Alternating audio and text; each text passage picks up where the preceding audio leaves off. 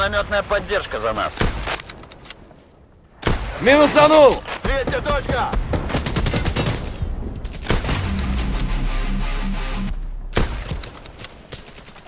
Минус турист!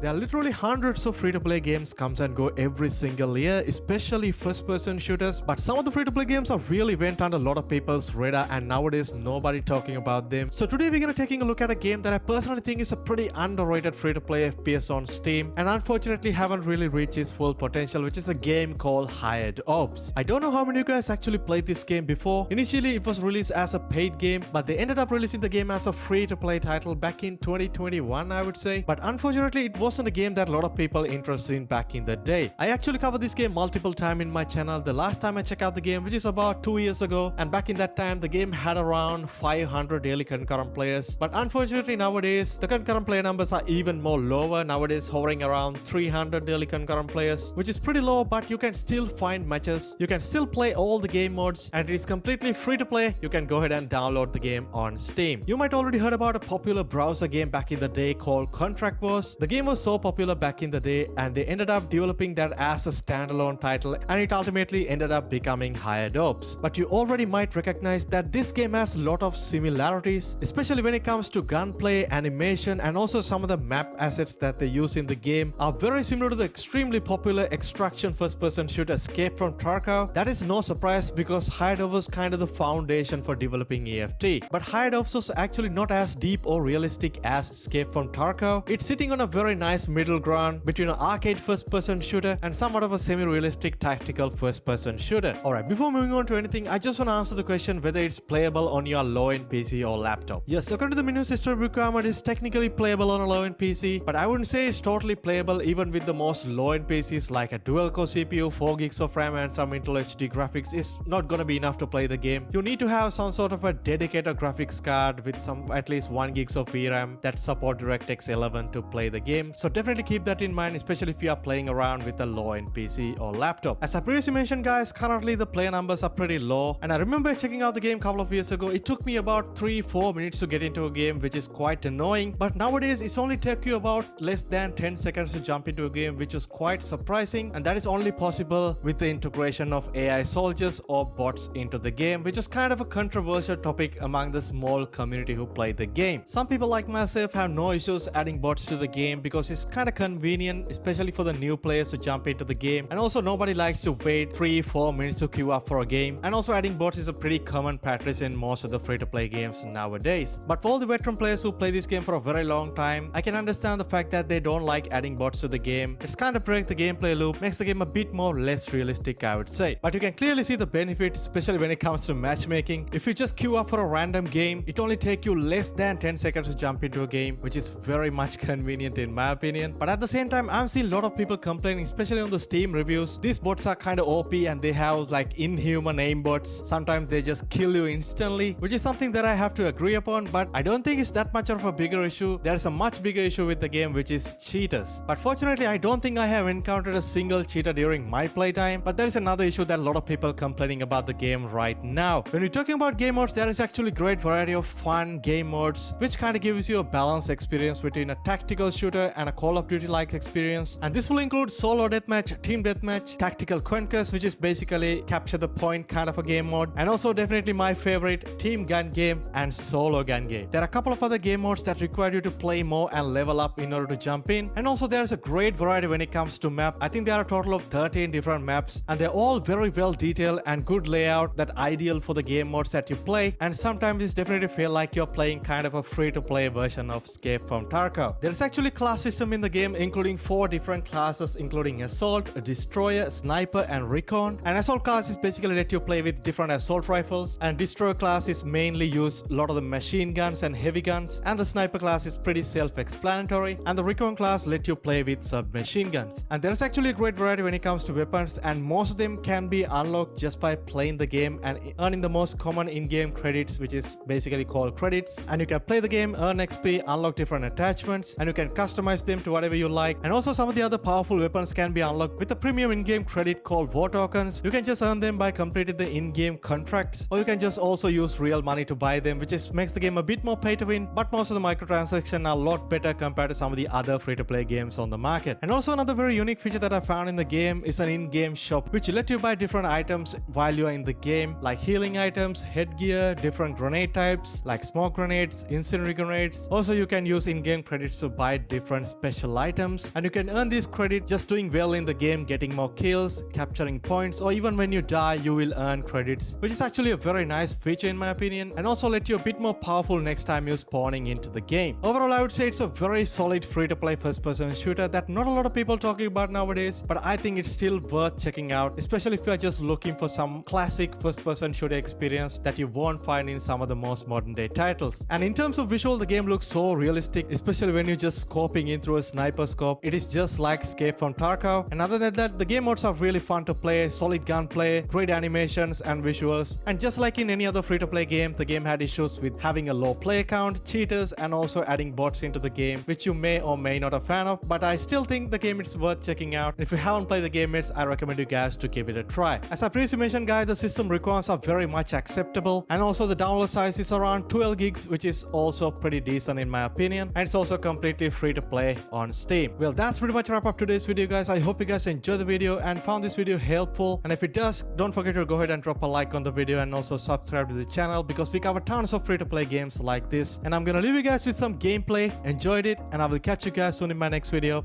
Stay safe. Поддержи огнем! Минус турист!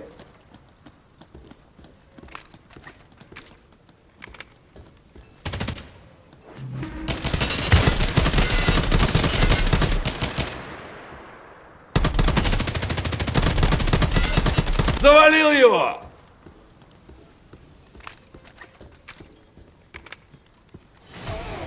Третья точка!